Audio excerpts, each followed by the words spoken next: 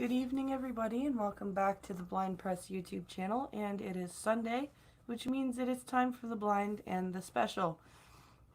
Unfortunately, the special is Logan wrangling at the moment. Logan fell asleep at 5 o'clock this afternoon and woke up at 8:30. So Pincalo is dealing with Logan at the moment. So you're stuck with me. I see the blind but no special, says Gunfox. No, unfortunately, the special is in daddy mode at the moment. So I would just like to first off say that I do apologize if I'm off my game tonight. I just got some news today about my grandma. She's had a big hand in raising me, so I'm a little worried about her. She's like she's still with us, thankfully. But she did have a heart issue last Wednesday, and it took 5 days for my family to tell me, but that's neither here nor there. But yes, I'm just super worried about grandma right now.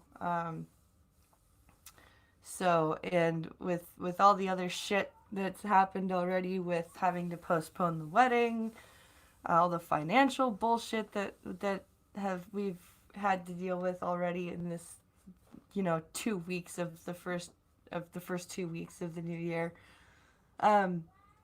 So that is why the stream is called 2020 Stop It. Just stop it. It's it's one of those things where you're like, dude, you just started. Why are you so bad already? Hi, Wikipedia snippet. So yeah, that's what's going on tonight.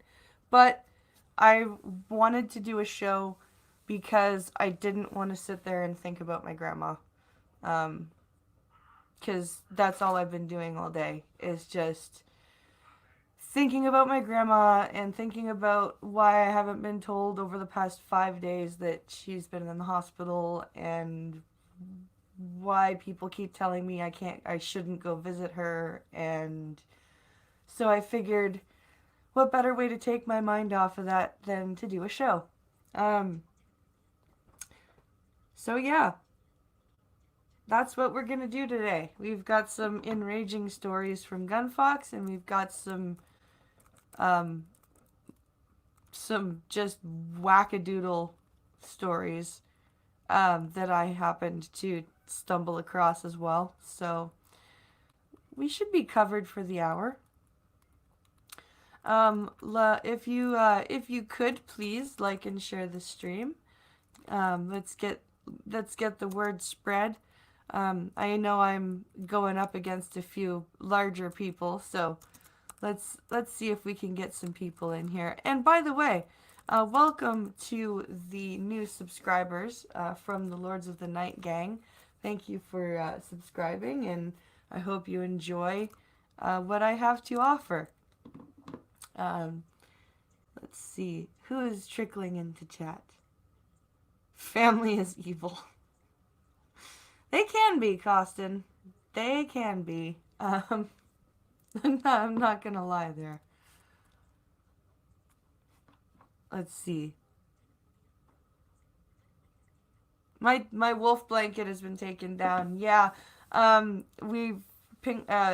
has gotten into this thing where he won't go to sleep unless he hangs out with Pincalo. So the wolf blanket has been taken down because yesterday Alex and Logan were both going, "We're cold, we're cold." So yeah, that's what happened. 2020 is an ableist year, says Wikipedia snippet. It is. Hello there, RVA. Thank you, Grill and Pirate Pete. Let's see. Shrouded Angel, welcome. Glad to have you. Let's see. So this first story is about, well, the first two stories are about Michael Bloomberg. And they come from Gunfox. So this first one says, Bloomberg, my story might have turned out very differently if I had been black. Oh boy. Is this what we're dealing? Is this really where we're going so very early in the stream? Oh my. Oh my. So it says, driving the news. This former New York mayor is giving this speech on the racial wealth gap and the economic mobility in Tulsa on Sunday, delivering some of his most honest remarks on race since launching his presidential campaign. Bloomberg's campaign is also releasing the Greenwood Initiative, an economic proposal that aims to address the lasting legacy of discrimination.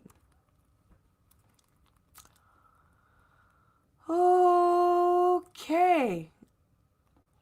Greenwood Plan. Let's get to past the key points here. There's a lot of key. Why is everything in bullet points? This is weird. This is a very like, you guys can see how this is laid out, right? This is weird. This is a very strangely laid out article. Didn't Bloomberg have the stop and frisk policy? Asks Wikipedia snippet. I don't know. Hello, Seamus. Oh, stop and frisk might have been Giuliani. Maniac Man is asking if it was Giuliani. I honestly don't remember. I know of the stop and frisk program, but I can't remember which mayor initiated it.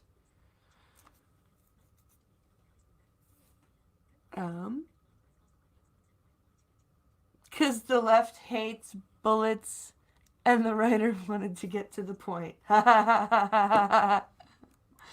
Oh, Gunfox. Yes, and guys, if you are able, please consider listening to Nightbot and clicking that Streamlabs link in the chat there.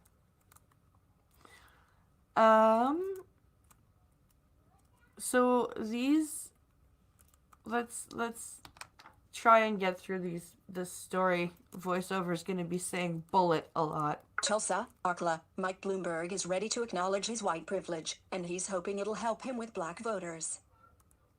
Oh boy. Why it matters. Bloomberg's courtship of black voters appears an uphill climb because of his past support for stop and frisk in New York City. He's seeking to redefine his reputation with black voters using his biggest strength, an understanding of data and the economy, to present himself as a wealth advocate on their behalf. Okay. So he's pandering and trying to convince black people that they're victims. To carry on. List 3 items. Bullet. Stop and frisk. A policy for which, one of 3. Link. Bloomberg apologized. Prior to launching his campaign, is haunting the former New York mayor at a time when race and gender driving the political conversation. Yeah, because race and gender have so much to do with politics. Blind is already getting triggered. Black voters is an oxymoron. Well, I'm sure there are some black voters. Let's see. let's carry on here. Bullet. During his 12-year tenure, there were millions of street stops heavily targeting black and brown young men, per the 2 of Link. New York Times. Period. Bullet. Now, Bloomberg is facing the impact his own political legacy has had on the black community. 3 of 3. I'm sure he is. End of driving the news. End of what they're saying, driving the news. The former New York mayor is giving a speech on the racial wealth gap and economic mobility in Tulsa on Sunday, delivering some of his most honest remarks on race since launching his presidential campaign. Bloomberg's campaign is also releasing the Greenwood Initiative, an economic proposal that aims to address the lasting legacy of discrimination. So,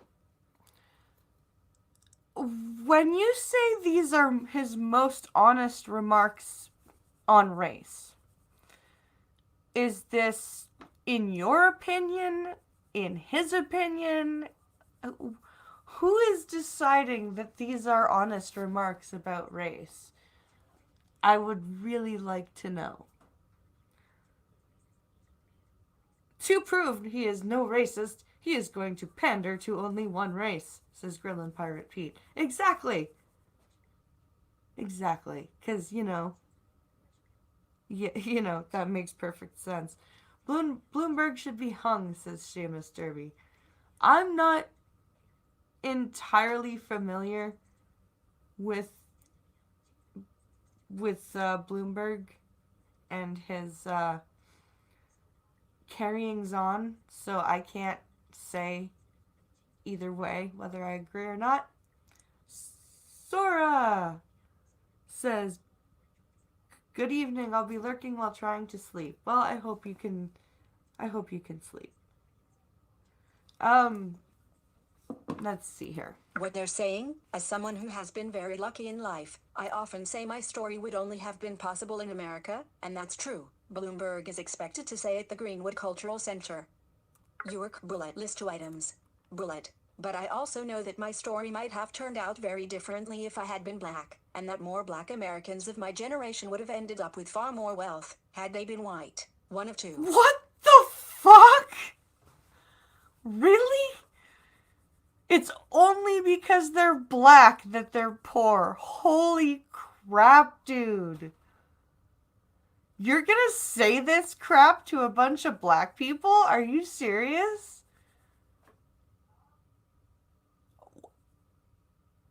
Wow. The nerve. Holy crap.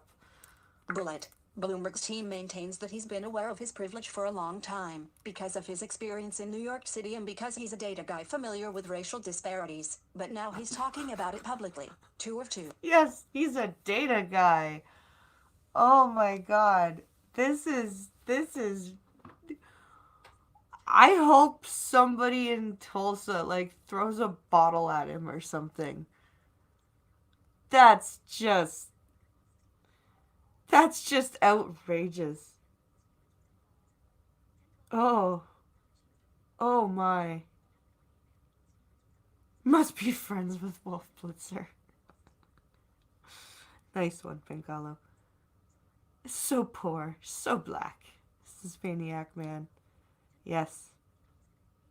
Yes.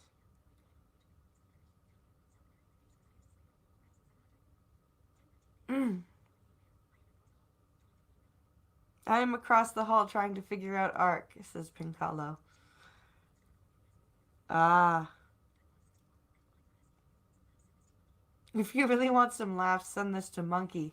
You know what? I just might. I just might.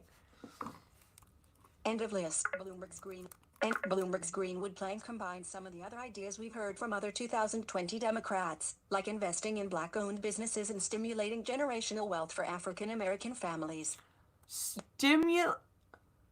Stimulating generational wealth for African American families. What does that mean? And do these people seriously think that regular black Americans honestly believe that white folks get checks every month for being white from the government? Is this really what politicians are attempting to pass off to black voters? Do they really think black people are that stupid that they think that all white people are all wealthy just because they're white? Because I'm telling you right now, that's not going to work. I, I, I don't I don't understand how people can actually think this way.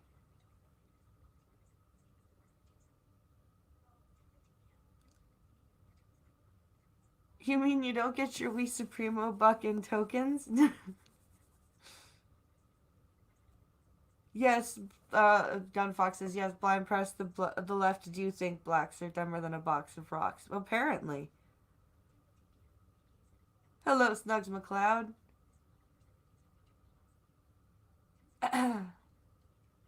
This is...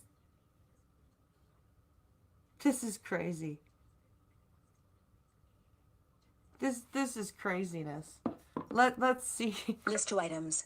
Bullet. A senior advisor for the campaign told reporters that they think what makes his plan different is its place-based strategy. The campaign is working to identify 100 communities, mostly in non-white areas, hit hardest by economic and/or racial discrimination. One of two.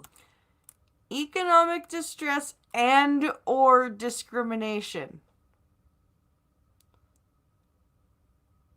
You do know that they are not one and the same, right?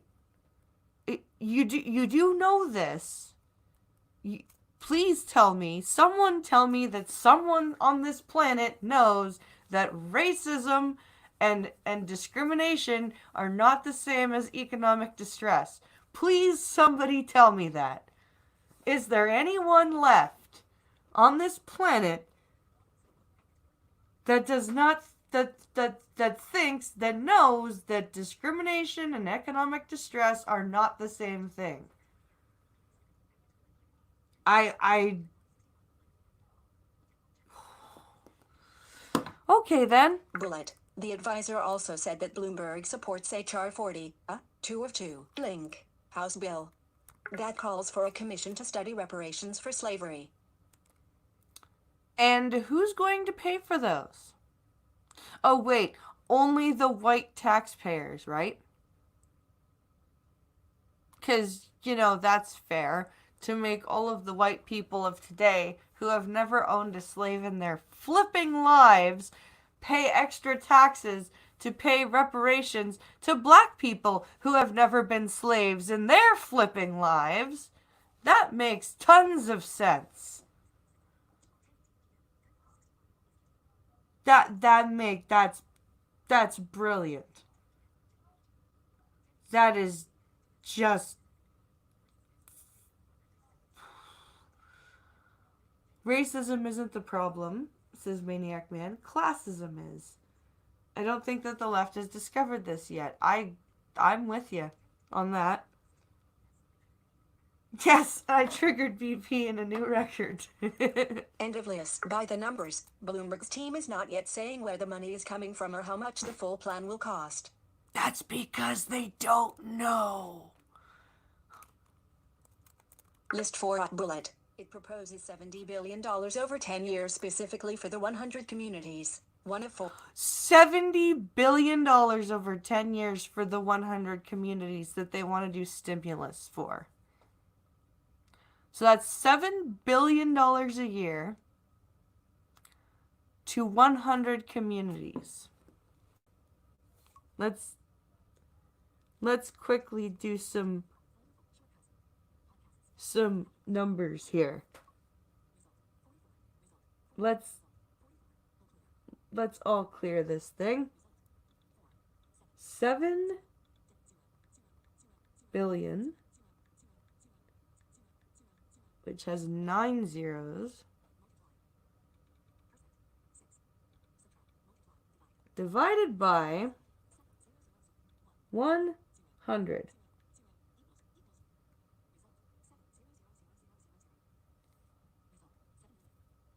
So $7 million a year for each community. $7 million for a town, because let's face it, when you say community, you mean like a town or a small city, right? $7 million is not going to go very far. So you're basically throwing money away, and the amount you're throwing is large enough to be inconvenient tax-wise, but small enough to be absolutely useless for any sort of aid. So your first point is moot. Carry on. Bullet. It would also seek to create 1 million new black homeowners, which a senior advisor said would get the country back to 2003 numbers, the last time black home ownership rates were still climbing, 2 of 4. How do you create black homeowners? So are you going to just give people who can't afford mortgages? Because they did this already in 2008 with everybody, like all the races, and it really didn't work out very well. They just went, you get a mortgage, and you get a mortgage, and your dog gets a mortgage. And then everyone was like, well, I don't work enough hours to pay for this mortgage, and my dog doesn't work at all, so he can't pay for his mortgage. And then the banks were like, oh, well, give us back all the houses then. So, are you planning on just like handing out mortgages to people because of their skin color? Because that's not going to work either. So your second point is moot.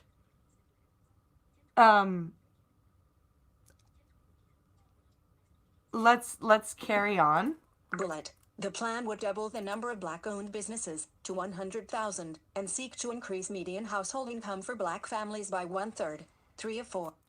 Are you going to force black couples to stay together? Because that's, first of all, okay, if you're going to increase the median income in a black household by 1/3, you either are going to have to triple the single income, because let's face it, a lot of black families have single income earners, because a lot of black families are single parent.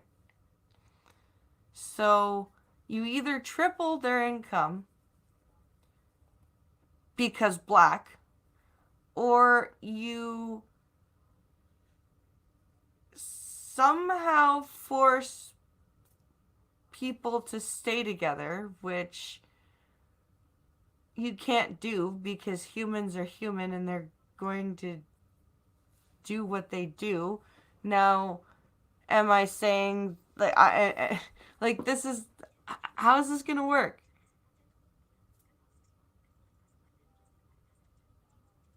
Some black family kids think a rite of passage when turning 18 is going to jail. Yeah, Gunfox, and that's a sad thing. This, like, blind is breaking. Can I break blind again? Oh, well, this is just the first story. Bullet. It would also invest an initial $10 billion for the creation of a Housing Fairness Commission, 4 of 4. A $10 billion for a Housing Fairness Commission. What the hell does that even mean? A Housing Fairness Commission. And what kind of housing? Owned housing, rented housing, Section 8 housing, mobile housing, apartment buildings?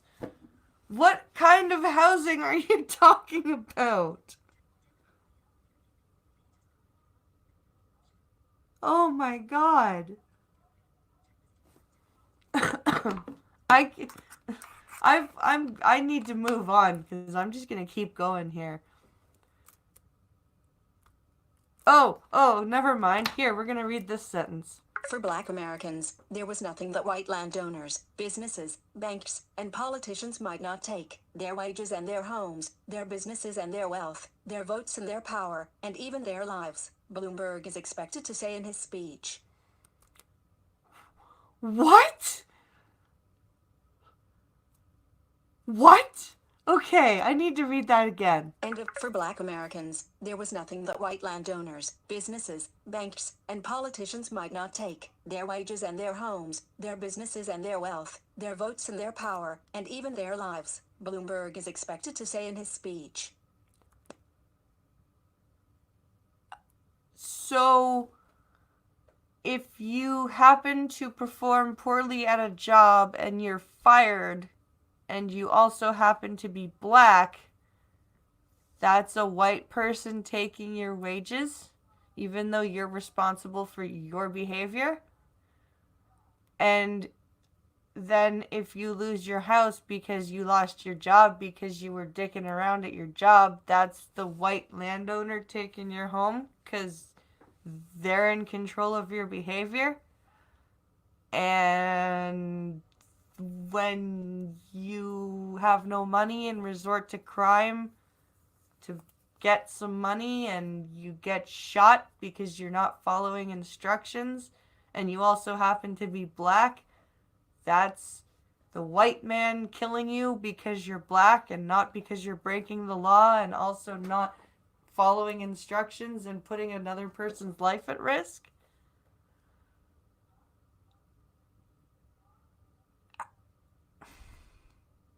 I'm tired just reading about all the work it takes for people to be victims. How can people put this much energy into being a victim?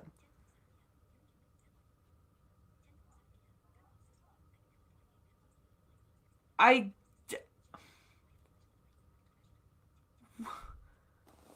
Okay, I need to move on because there's another Bloomberg story and I have a feeling it's going to be just as it may be the same thing, so I'm going to quickly skim it before I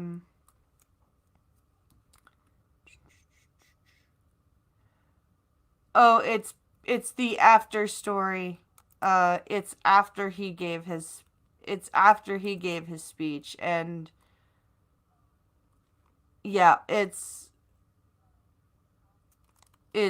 basically a rehash of the story just after he gave his speech. So it's a repetitious. Not gonna read it. So we're gonna move on to Virginia. Let's see here. Where's the headline? Here it is. Scenes from Virginia's capital. Militarized police arrive in Richmond. I'm sure Prospero is thrilled. Let's see here.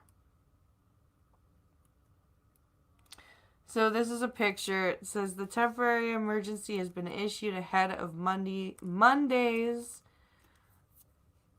Lobby Day demonstration in which tens of thousands of Second Amendment activists are expected to descend on the state capitol in protest of Democrat-sponsored gun control and confiscation bills making their way through the nearly blue state legislature.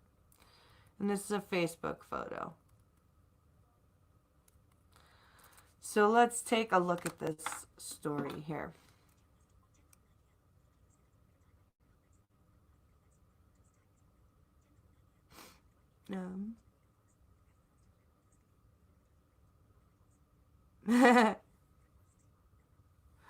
Pincalo says, unfortunately, Gunfox, we don't have the funds to replace BP.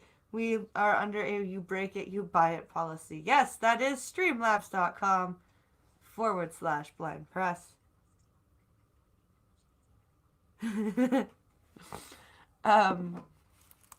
As previously reported by Link. The National File. Northam's emergency declaration has been issued with the intent of disarming protesters, something the event's organizers, the V. Northam's emergency declaration has been issued with the intent of disarming protesters, something the event's organizers, the VCDL, say. Link. Violates Virginia law. I would think so, because... And Prospero was explaining this to me, and I can't remember everything that she said. But I do think, yes, it would be against Virginia state law. And are currently fighting in court alongside gun owners of America. Frame. The battle for the Republic intensifies as the state of Virginia declares a national emergency in preparation for the rally against gun confiscation. First and Second Amendment rights advocates are gathering from all across the country to peaceably protest Democrat lawmakers' sweeping gun control measures that could very well create a constitutional crisis and spark the Second American Civil War. Now, I don't know if I like. That's the scary thing, is that it. Let's see.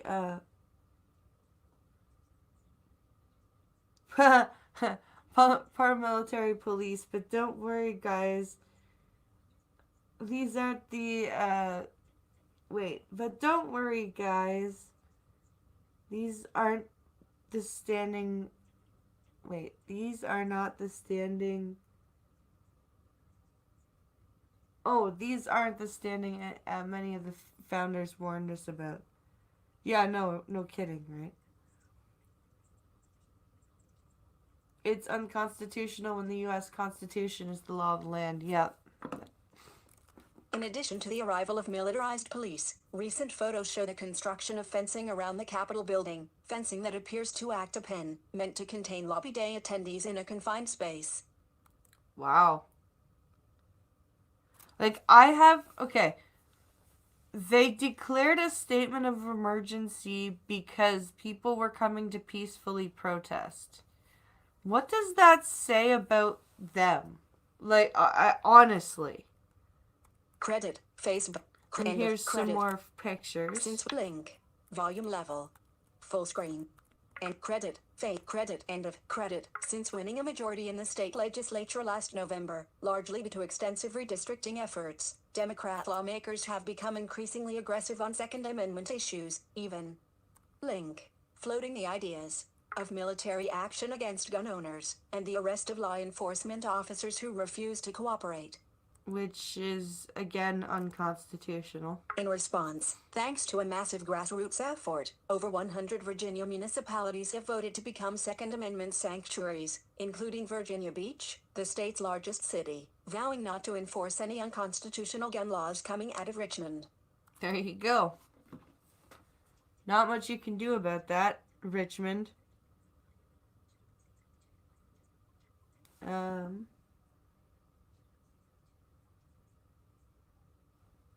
Let's see. Ooh, InfoWars. Let's see. Oh, the fast way to a full-on civil war is to fuck with people's guns. Or to fuck with taking people's guns. Yeah. Oh, excuse me. A good 2/3 of the laws in this country fly in the face of the Constitution, says Seamus. Oh, wow. I didn't realize that. The best part of it is that the state motto is Sic Separatis. Yeah. Let's see here. By the way, people who know what's coming are taking advantage of the pod link. Up to 50% off savings on our storable food. Heading level 1. Oh, God. Shameless shill. Holy shit. Wow.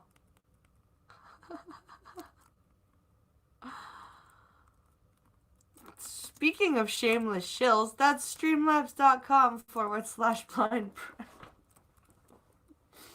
Oh my god. Okay, come on, Safari. Let's go. Um, let's see. Come on, Safari. Behave. Behave. So we're moving on to less political things for a moment.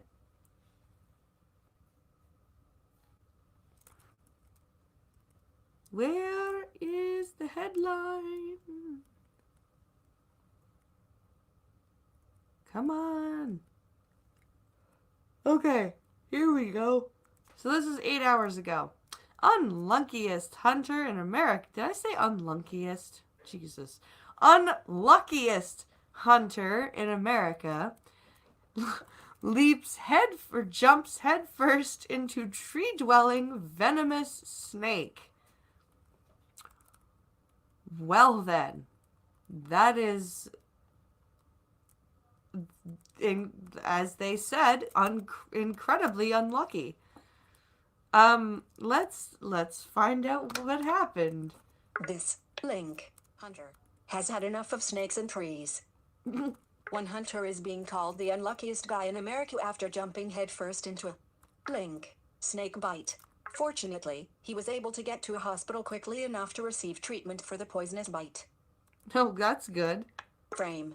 Tyler Hardy was returning his dog Pack to his truck on Wednesday after a hunting trip in Mississippi. The Link Clarion Ledger reports, after encountering a flooded ditch, he found a place where he could jump across, which is when he says he suddenly felt severe pain on the left side of his head. Oh, shit. So he jumped the ditch and I guess he got bit like up here somewhere on the side.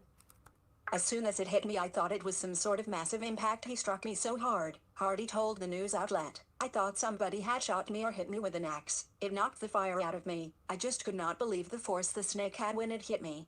No kid. Wow. Well, and it wasn't just the force the snake had when it struck. It was your momentum, dude. It was two things. Well, that bites, says Seamus. Ah ha ha ha. That's got to be a damn big snake if you can jump into it, says Wikipedia snippet. No doubt. Darwin Award try hard. Yeah. Let's see.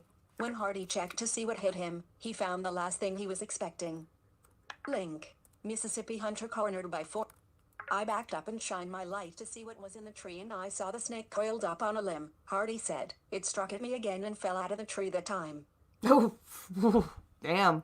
Fortunately, Hardy was with his hunting partner, Michael Kirkpatrick, at the time. The two were able to identify the snake as a copperhead while also loading the dogs and gear into the truck. Within only a few minutes, Hardy says he began to feel the effects of the snake's venom, which he described as severe burning and swelling. You are currently on a text element. No kidding. Hardy called his wife, a nurse practitioner, and a nearby emergency room, who were able to prep the necessary anti-venom. After being administered the medicine, Hardy was airlifted to the University of Mississippi Medical Center in Jackson. He's lucky his wife was a nurse practitioner. Link. He was reportedly released after a day of hospital care. Herpetologist Terry Van Deventer spoke with the Clarion Ledger, saying that while it's not uncommon for copperheads to climb trees in the warmer months, finding one in a tree during January is unheard of. Wow. I don't doubt it went down the way it did, Van Deventer said, but in doing so it made him the unluckiest guy in America. No kidding.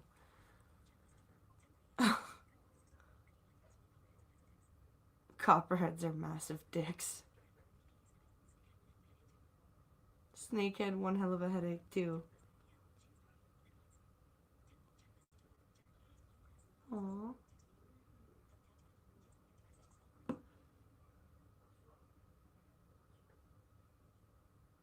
Logan's upset.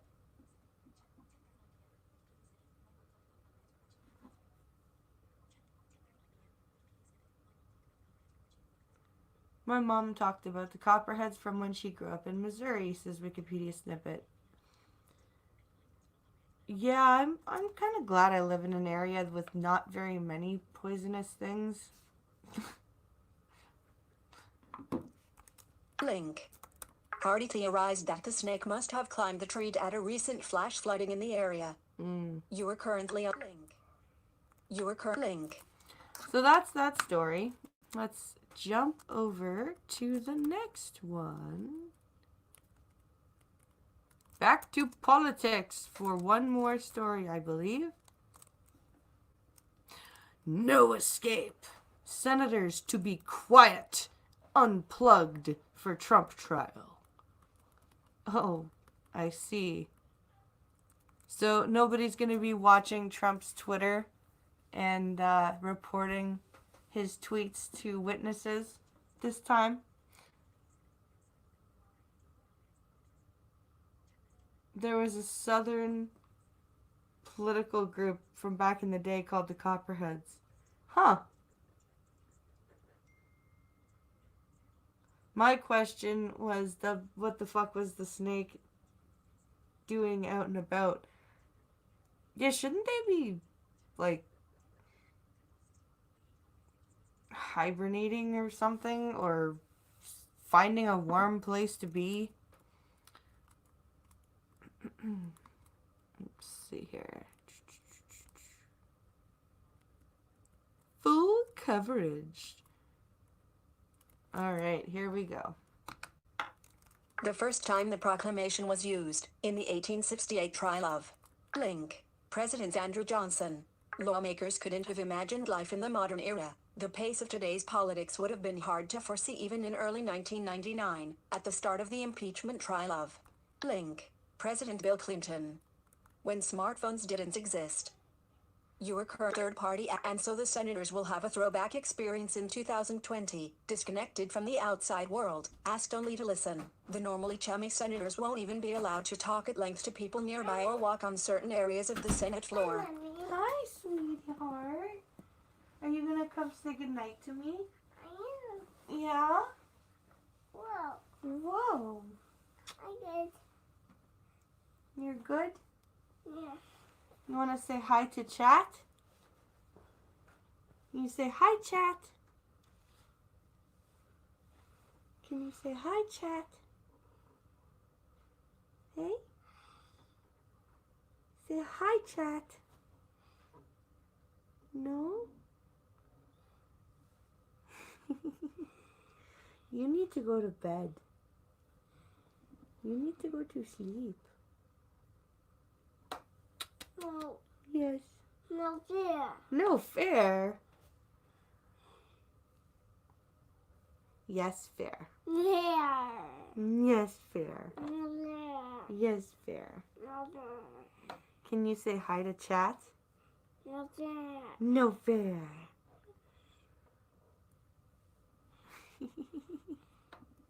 Quack. Quack, quack. Why are you saying quack? Don't Mostly push they will sit, buttons. trapped in, while senators might, and so the senators third party, and while senators might privately grumble about the restrictions, and will likely violate them at times, they agree that the rules are justified as they execute their most solemn duty, considering whether to remove the President of the United States from office. They've admitted they're probably gonna violate the rules. Okay, good night, Logan. Good night, Logan. No fair. Yes, fair. No there. Come on, let's No go. there. Yes, fair.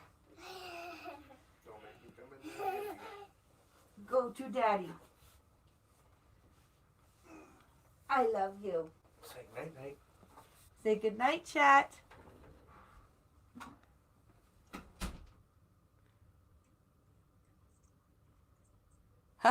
Press buttons, says Gunfox.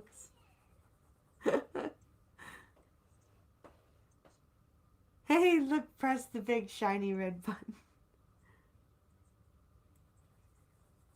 Maybe he won't. Maybe he knows that sleep is evil. Maybe he won't say hi to us because he knows chat is evil, says Costin.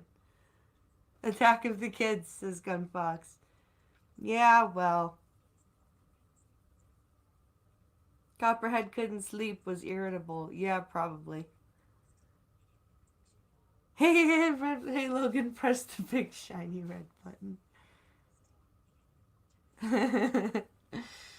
All right, let's see. An impeachment trial deserves our undivided attention, said Senator Chris Coons, D-Del. Yeah. But it also deserves there to be actual facts and stuff, you know. That thing called evidence. The ban on cell phones on the Senate floor isn't new, but enforcement has become more relaxed in recent years. Coons said that when he came to the Senate a decade ago, he would be reprimanded if he even took his phone out of his pocket. Today, senators are often spotted texting or looking at their phones while waiting to speak or vote, and a ringtone has sounded more than once. Republican Senator Joni Ernst of Iowa joked that if there weren't restrictions, senators would be Googling stuff and playing games on their phones, or worse, live tweeting the trial. Oh, they totally would. They absolutely they would be. As much as I hate it, not being connected to a device, I just think we need to pay attention, Ernst said. Not wrong. Senator Ben Cardin, DMD, said it's a healthy situation, and he compared it to when his wife asks him to leave the phone at home when they go out to dinner. Third party at there will be some withdrawal symptoms, Cardin said. We might have to take some tranquilizers. No, you might have to do your jobs. Cardin spent the first hours of the trial on Thursday taking notes, as senators were sworn in as jurors and Senate Majority Leader Mitch McConnell, RCI, announced the next steps. Cardin jotted notes on the process and what was happening. He said the note-taking is one of my work habits that helps him keep his emotions in check, understand what's going on, and also record history as it happens. Other senators were still adjusting. Democratic Senator Dianne Feinstein of California stole a few moments on her cell phone before an aide motioned to her that it was time to escort Chief Justice John Roberts into the chamber. After the swearing-in, as their colleagues stepped forward one by one to sign an oath book, Vermont Senator Bernie Sanders, who is running for the Democratic presidential nomination, clapped his hands quietly as if he was ready to get moving. Senator Sheldon Whitehouse, DRI, read through a stack of papers. Republican Senator Jerry Morton of Kansas peeked under the lid of his desk. Why? Okay, who cares what these people are doing?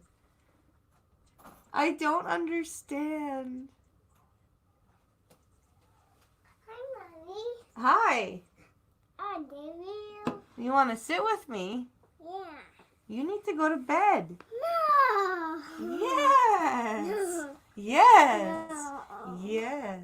No. Yes. No. No. Yes. No. No. You need to go to sleep. No. Yeah. No bear. No fair, he says. No fair, he says. Don't touch anything.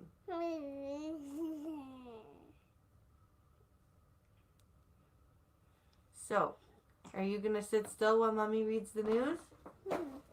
Hey? Yeah. Yeah? Don't kick the desk. I said don't kick the desk. The ban on cell phones and any other materials unrelated to impeachment means that other Senate business will have to wait. Decorum rules circulated to Senate offices say that reading materials should be confined to only those readings which pertain to the matter before the Senate. You are currently on a text up. Why are all these things being... This is stupid. I'm not reading this anymore. This is all common sense. We have to do our jobs. Oh my God. This is terrible. Okay.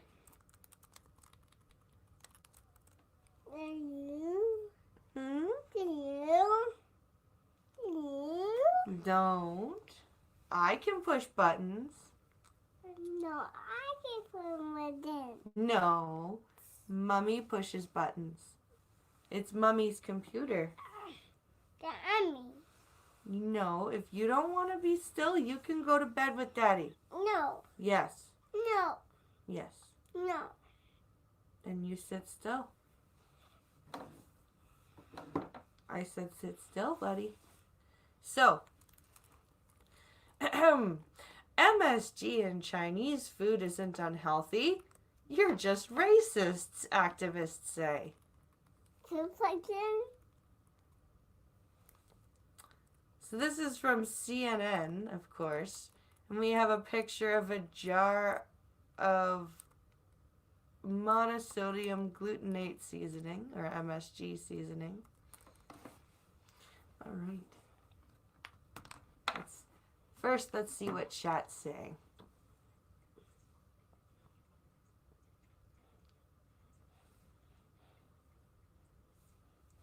Can you do a documentary about how you went blind and how you overcome your disability and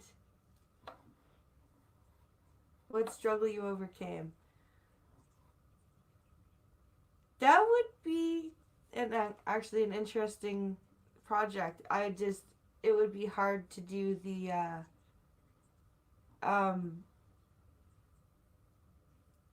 why'd you time out Costin, Duck Dog?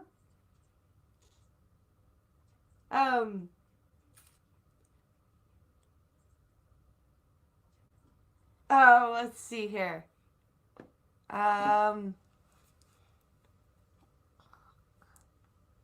What are you doing with my... Yes, there's a hole in my pants. Please don't stick your finger in the hole in my pant leg, Logan. Okay, belly. That's my leg, not my belly. Okay, your belly. That's not my belly, dude. And my belly yours. That's my leg. Okay, in your pants. You... In your pants. Yeah, my legs are in my pants. That's where they belong. Okay, let's read this story. CNN, if you've heard of the term MSG, you might have also heard of its common, but inaccurate, connotations. You were What inaccurate connotations? For years, monosodium glutamate, a food additive known as MSG, has been branded as an unhealthy processed ingredient mainly found in Chinese food, despite a lack of supporting scientific evidence. Okay. What lack of... It's on the ingredient lists. What are you talking about? I can't read them and I know they're there. What are you talking about? Can you say, what are you talking about? No. No. Okay, where's Daddy? I don't know. You don't know? Yeah. I don't know. I think you do know. I think you ran away from Daddy. Did you run away from Daddy? Huh? Yeah?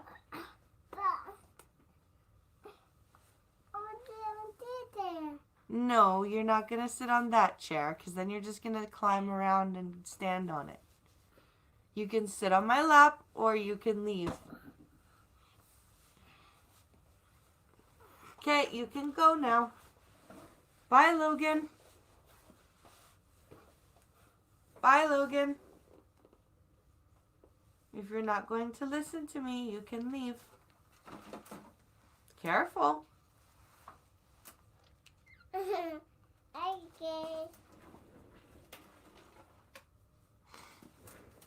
Okay, sit still. This perception, which activists argue is outdated and racist, is so widespread that the Merriam-Webster dictionary has an entry for the term. The light off. Oh no. What? The light off. The light is off, Daddy. but Mommy needs the light on. No. Good night, Logan.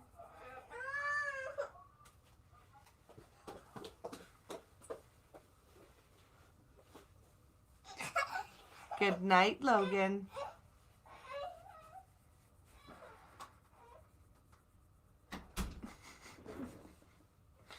Mean Daddy is taking Logan away.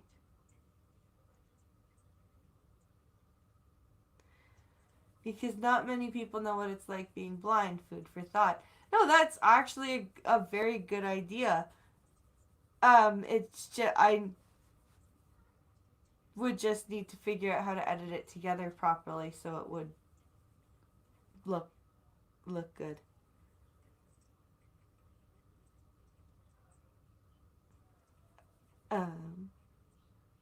I am gonna guess Pocket Bop.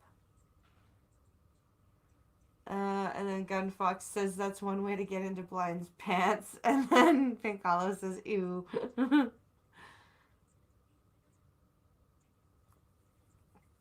Let's see. I've heard people have bad reactions to it, says Wikipedia snippet. Yeah, I've heard of people having bad reactions to MSG as well. I would be lost without my eyesight or what little I have, says Gunfox. No, like, seriously, dude. I would be very happy to do stuff like that. I just don't know how to properly put it together and what, you know. But that is actually a very good idea, a very good project. Link. Chinese. A type of condition that link. Chinese restaurant syndrome. A type of condition that allegedly affects people eating Chinese food heavily seasoned with monosodium glutamate, with symptoms like dizziness and palpitations. Now, activists have launched a campaign called Your Link, Redefine CRS. Headed by Japanese food and seasoning company Ajinomoto, the online campaign urges Merriam-Webster to change its entry to reflect the scientific consensus on MSG, and the impact of misinformation on the American public's perception of Asian cuisine. Okay, but MSG isn't just in Asian cuisine, and it can affect people badly in other foods too. Like, it's in tomato paste, for example.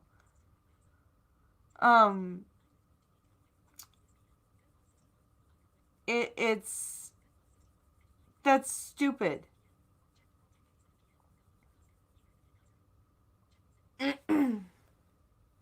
Costin, I think that was an accident, by the way, from Duck Dog. Japanese company Ajinomoto produces MSG seasoning and spice mixes. Image. To this day, the myth around MSG is ingrained in America's consciousness, with Asian food and culture still receiving unfair blame, said the company in Link, its campaign website. I have never, ever in my life heard Asian food to be particularly to blame for MSG. Exactly, Fury Kitten. It's in most sauces and soups. Exactly. It's in potato chips. It's in tomato paste. It's in freaking... It's everywhere. I don't get where this people are saying it's from Asian food only. I don't... This is not a thing that I've heard. Chinese restaurant syndrome isn't just scientifically false, it's xenophobic. Oh, Jesus. I have never even heard of Chinese restaurant syndrome. Has anyone in chat ever heard of Chinese restaurant syndrome? I like it myself, at least the taste, says Wikipedia snippet. MSG enhances the unique taste. See, I'm not it doesn't affect me or anything like that. So I can eat it, but I know people that can't.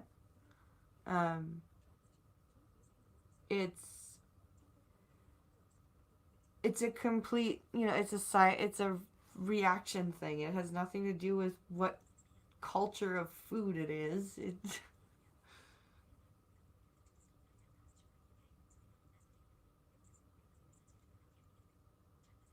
Let's see. Fury Kitten says, meanwhile, the government in reaction to stop, or in a reduction to stop, oh, excuse me. Fatties have passed sugar in the UK, so have replaced it with aspartame, so now if you're sensitive to that, you can't eat anything. Brilliant. I've heard of Chinese restaurant syndrome. Oh, have you, Wikipedia snippet? Okay. In a video released by Ajinomoto, several Asian American figures, restaurateurs, and medical professionals spoke out against the misconceptions surrounding MSG in Chinese food. Calling it Chinese restaurant syndrome is really ignorant, said restaurateur Eddie Wong, whose memoir was adapted into the hit sitcom Fresh Off the Boat. In the video, he pointed out that MSG is not only delicious, but found in practically all processed foods, from ranch dressing to Doritos. Yes, and those who can't eat MSG can't eat those things without feeling sick. Link. Why use MSG? Link. This is long overdue. Link. At Ask Triple A. So this is You are currently on a link. this is just Twitter stuff. So, but that's stupid. Oh, holy shit. Okay. 3 more stories to go.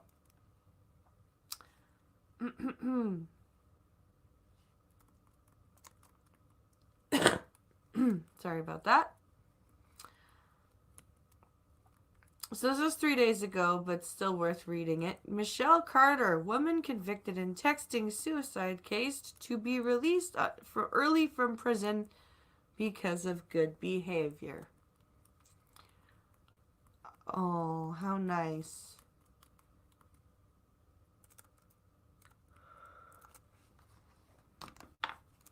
Carter's attorneys argue the charges violated her right to free speech and due process. Reaction from Alex Little. Michelle Carter, the link. Massachusetts. Woman convicted of encouraging her boyfriend to commit suicide in 2014 will be released from prison sometime next week after serving less than 10 months of her 15-month sentence, officials say. Yeah, she only got 15 months, first of all, and she hasn't even served 10 of them, and she's being released. Carter, who was found guilty of involuntary manslaughter in the 2014 death of 18-year-old Conrad Royal III, will be released from the Bristol County House of Correction in Dartmouth Thursday, less than a year after she was sentenced on February 11, 2019, the Bristol Sheriff's Department said Monday. Link. A judge determined that Carter, who was 17 at the time, caused the death of Royal when she ordered him in a phone call to get back in his carbon monoxide-filled truck, parked in a Kmart parking lot, and take his own life. A judge determined that Carter, who was 17 at the time, caused the death of Conrad Royal III. A judge determined that the phone call wasn't recorded, but the judge relied on a text Carter sent her friend recounting the conversation with Roy. In several text messages sent in the days leading up to Roy's death, Carter also encouraged Roy to follow through with his suicide plan. 'Cause she's a cold-hearted bitch.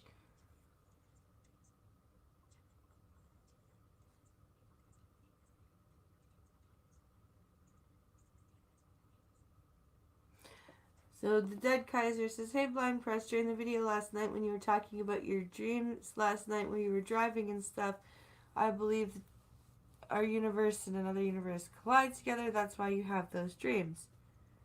Oh, interesting, interesting theory. Equality. Now, if they could just free the guy who committed suicide from death, says Wikipedia snippet. And yeah, that would be nice. Wait, did it the next 6 minutes show up? He did. He did. He sure did.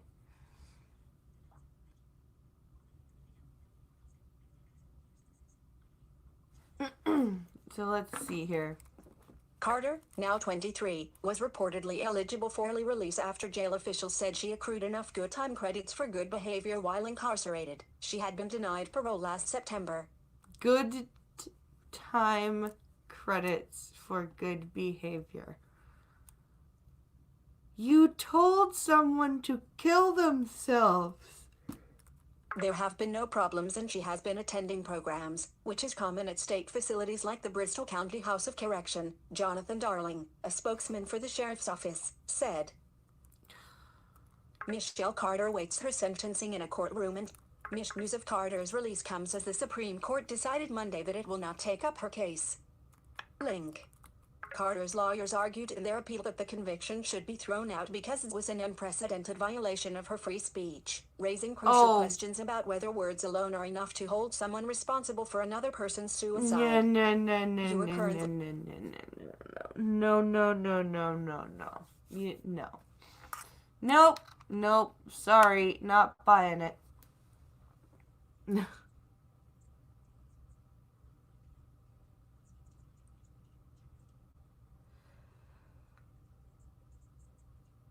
Good time credits sounds like an internal currency at a strip club. It kind of does.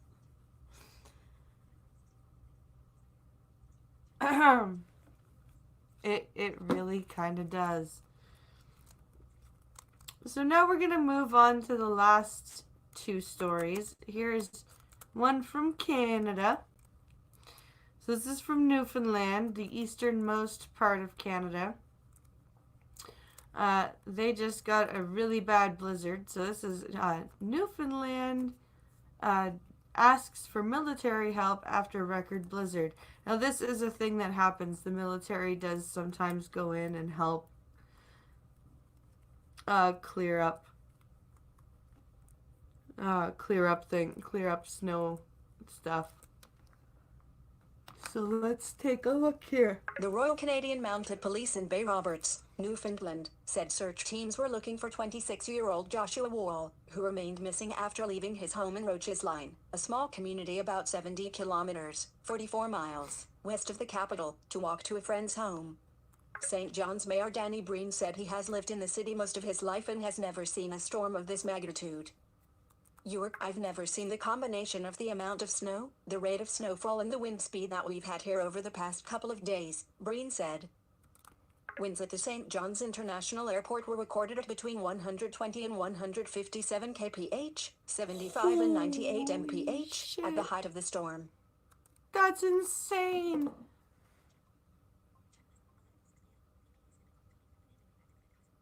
That's crazy.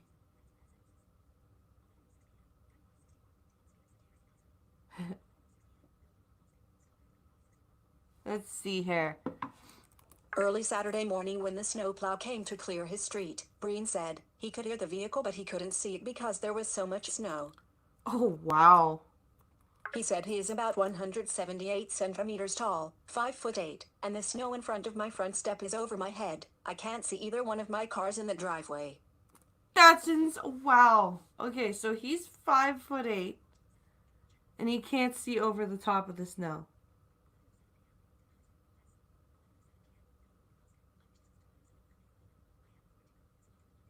I wish this was Toronto so we could make fun of them. I have nowhere to go. So I don't mind if this affects me too. Yeah.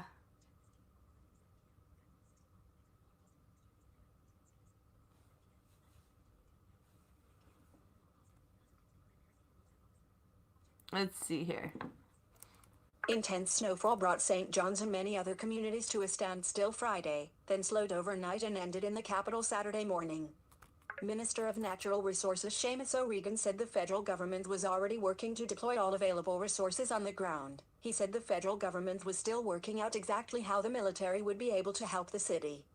The city of St. John's and several nearby communities declared states of emergency late Friday morning that remained in effect. Breen couldn't say when officials might lift the state of emergency order, which required businesses to close and all non-emergency vehicles to stay off streets. Wow.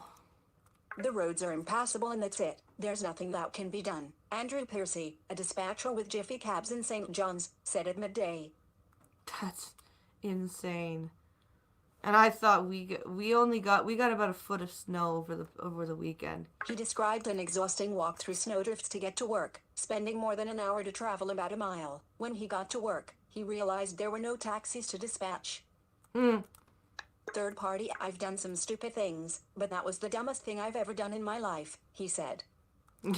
I bet. Widespread power outages were reported. Newfoundland Power said during the night that its crews were working to restore electricity for about 21,000 customers. And with winds like that, you want your power working, you can heat your house. But I bet you, I hope some people at least had wood stoves to use. Let's see. How could the military help?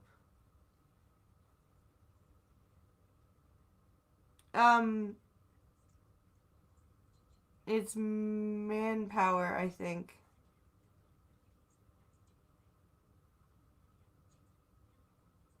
Mammoth, California levels of snow.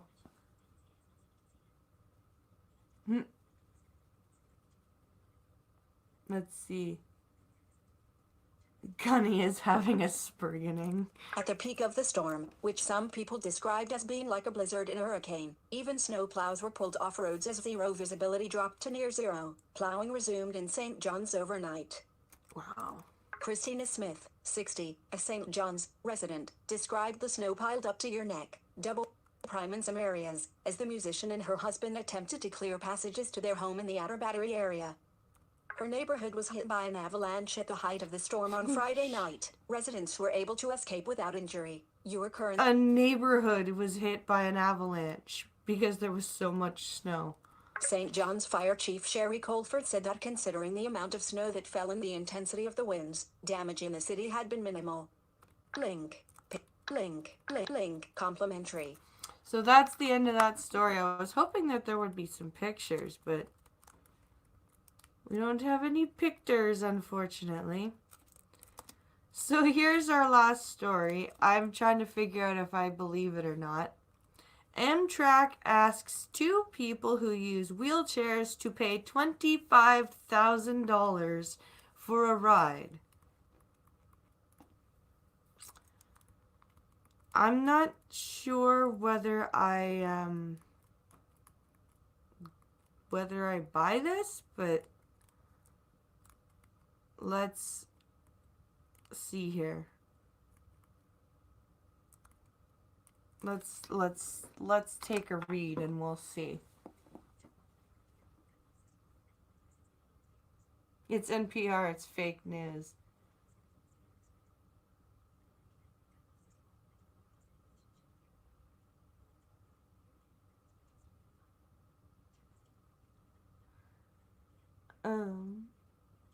Let's see. Let's see if it's fake news. It costs just $16 to buy a one-way ticket on the Amtrak train from Chicago to Bloomington, unless you're the two people who use wheelchairs and tried to buy tickets recently. They were told their tickets will cost not $16, but $25,000. I don't buy that. When Adam Ballard saw what Amtrak wanted to charge, he couldn't believe it. I thought it was a mistake. That's the price of a car, Ballard says. How can that be possible? I was sure it was a mistake, but I've seen it in writing, so I know it's not. Ballard works for a disability service and advocacy center in Chicago called Access Living. He is its housing and transportation policy analyst, and a group from his office is headed to Bloomington next Wednesday for a work retreat. There are 10 of them, and 5, including Ballard, use wheelchairs. Their train has 3 cars. Each car has 1 space for a wheelchair. That makes 3 spaces for 5 people in wheelchairs. In the past, when Access Living gave advance notice that it was sending a large group, Amtrak took out more seats to fit more wheelchairs. Once, it took out seats in the dining car and charged a few $100s extra. Okay. That's reasonable. Advertisement article heading level 2. Sign up for the email address link by subscribing link and this link privacy policy and link apply and I use a power wheel image I end of advertise apply and I use a power wheelchair. It is standard size for a power chair, but it's larger than most manual chairs, so I take up a little extra space, Ballard says, but always in the past, no matter what kind of assortment of people and devices we had together for our group, it was never a problem to get everybody on board. All right. Image caption, group. End of image but not this time.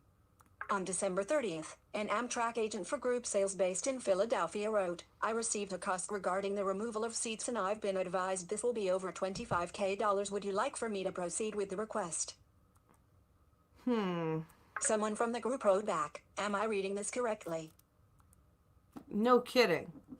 The answer came back on January 2nd. The cost is correct, the agent wrote, citing a new policy for taking out those seats. The agent explained that it's expensive to take out extra seats and that it means taking a car out of service.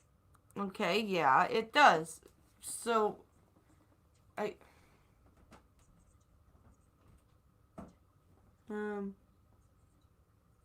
so it is essentially the recoupling of a specific car. Yeah. Proceeds will be used to cripple children. Are you doing a collaboration with Ranting Monkey soon? That would be fun. I don't know if I would actually love to do a collaboration with Monkey. He just doesn't do videos very much anymore. They're basically asking to charter a train. Yeah, they are. Have you heard of the people who literally try to cripple themselves? Yes, I have. I did a stream a couple months back now where one of the videos I reacted to was a lady who blinded herself with drain cleaner with the help of a psychologist. So yes, I do know about those people.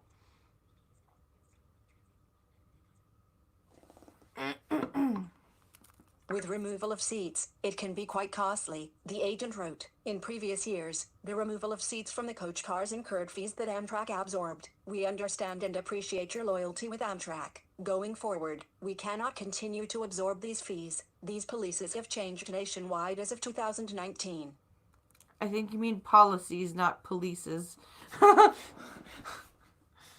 Officials at Access Living then reached out to senior officials at Amtrak asking for a return to the prior arrangement, according to Bridget Heyman, Director of Communications for Access Living. She says Amtrak officials agreed to present the situation to upper management and give the disability group an answer by January 13th.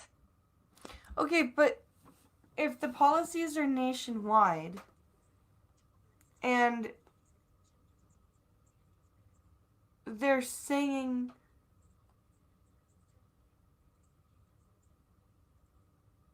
this is like when you have 700 cyclists turn up a peak hour and then protest that they can't get on the 0745 from Felton to London Waterloo. Yeah.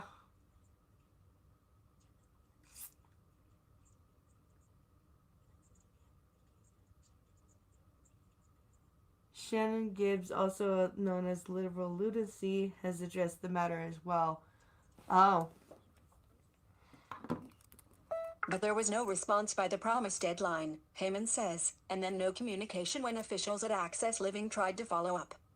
Jonathan Mook is an attorney who advises companies about their obligations under the Americans with Disabilities Act, or ADA. He was surprised by the $25,000 figure. The $25,000, that's a Hobson's choice. It's no choice at all. Obviously, the group can't pay $25,000, Mook says. Okay, no, they can't, right? But Amtrak also can't be expected to charter a train for a group of people at the regular ticket cost, especially when that group of people has physical limitations that require large revamping of the train cars.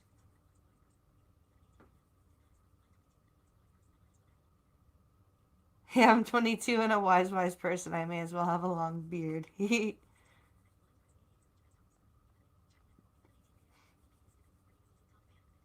Let's see here.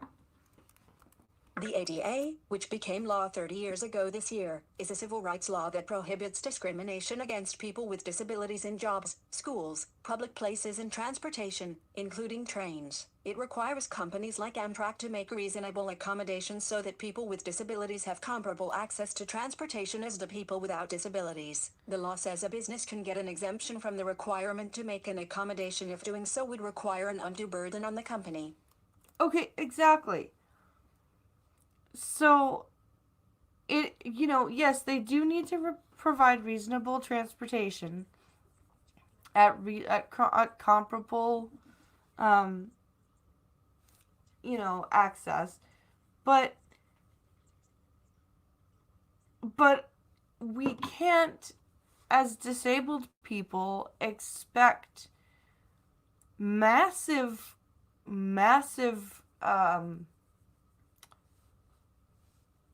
work to be done. Basically changing the way the train is arranged and expect to only pay a $16 fee. That's not reasonable either. I don't understand why this is. Well, I like I said, $25,000 is a lot of money, and I think that is an unreasonable request of Amtrak to make. But it's also an unreasonable request for the Access Living group to require so much accommodation and expect only to pay the flat fee. That's not cool. Link in heading level 3. Link. Shots. So those are the stories, my friends. And we have reached the end of the stream. I do really appreciate you guys hanging out with me and watching. I appreciate you guys helping me take my mind off of things. We'll see you guys tomorrow at noon p.m. Eastern for the coffee stream. And I hope to see you there for that. By the way, for Amtrak to take a car out of service for a day costs Amtrak up to $80,000 in lost earnings. That's ridiculous. That is absolutely ridiculous to expect Amtrak to do that. But yes, please come and watch tomorrow the coffee stream at 12 p.m. Eastern, 11 a.m. Central Time. And remember, there will be a video on Tuesday.